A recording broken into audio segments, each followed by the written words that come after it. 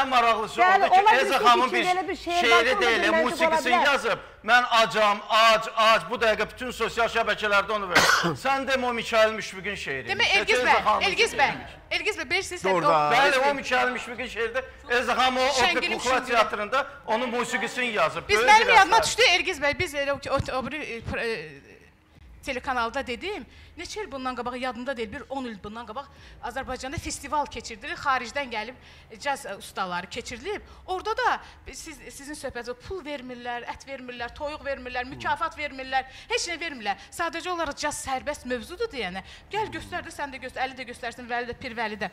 Orada da hamısı kişilərdə adlarını böyük caz ustadı qoyanlar. Bir dənə Elza xanımdır. Hətta belə insan var ki, bizim evimizdə yəni Elza ona yardım edir ha.